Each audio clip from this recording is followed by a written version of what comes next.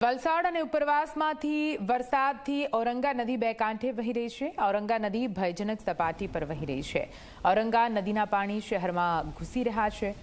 વલસાડ શહેરના બંદર પર પાણી ફરી વળતા રસ્તો બંધ થયો છે। આ દ્રશ્યો આપ જોઈ રહ્યા છો। મુખ્ય બજારનો આ રસ્તો કઈ રીતે પાણી ભરાવવાના કારણે હાલ તો સુમસામ ભાસી રહ્યો છે અને આ રસ્તા પર નદીઓના પ્રવાહ વહી રહ્યા હોય તે પ્રકારે પાણી વહી રહ્યું છે।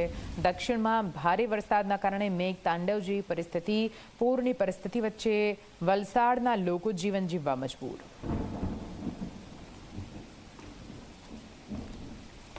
ઉપરવાસમાં જે રીતે ધોધમાર વરસાદ વરસી રહ્યો છે જેને કારણે વલસાડની ઔરંગા નદી ગાંડી ટૂર બની છે। હાલમાં ઔરંગા નદી જે છે તેને પોતાની ભયજનક જે સપાટી છે તે ક્રોસ કરી ચૂકી છે, જેને કારણે જે નીચાણવાળા વિસ્તાર છે તેમાં પાણી ભરાવાની પરિસ્થિતિનું નિર્માણ થયું છે। સીધા દ્રશ્યો જોઈ શકો છો, બંદર રોડ ખાતેના સીધા દ્રશ્યો છે જ્યાં જે રીતે વરસાદી પાણી જોવા મળી રહ્યું છે, જેને કારણે બંદર રોડ જે છે તે આખે આખું બેટમાં ફેરવાઈ ગયું હોય તે રીતના દ્રશ્યો અહીં જોવા મળી રહ્યા છે। જે સ્થાનિક લોકો છે તેને ભારે હાલાકીનો સામનો કરવો પડી રહ્યો છે। જે નીચાણવાળા જે ઘરો છે તેમાં પણ પાણી ભરાઈ જવાની પરિસ્થિતિનું નિર્માણ થયું છે। મોડી રાતે તંત્ર દ્વારા 1000થી વધુ જે લોકો છે તેનું સ્થાનાંતર કરવામાં આવ્યું હતું અને હનુમાન લીલા જે કોમ્યુનિટી હોલ છે ત્યાં તમામ લોકોને શિફ્ટ કરવામાં આવ્યા હતા। તમામ લોકો માટે ભોજનની પણ વ્યવસ્થા કરવામાં આવી છે।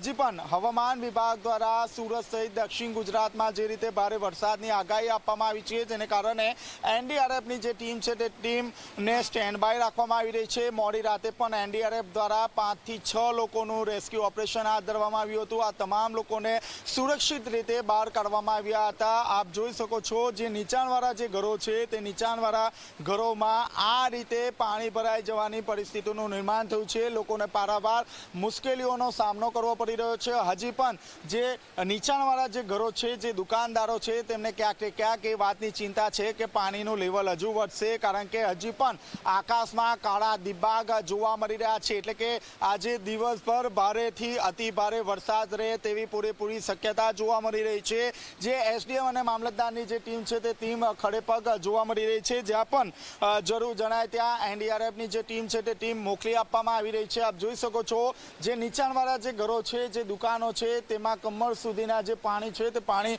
ભરાઈ ગયા છે। આ સાથોસાથ જે બંદર રોડ છે તે પાણીમાં ગરકાવ થઈ ગયો હોય તે રીતના દ્રશ્યો અહીં જોવા મળી રહ્યા છે। હજી પણ હવામાન વિભાગ દ્વારા અતિ ભારે વરસાદની જ્યારે આગાહી આપવામાં આવી છે ત્યારે તંત્રને સ્ટેન્ડ બાય કરી દેવામાં આવ્યું છે।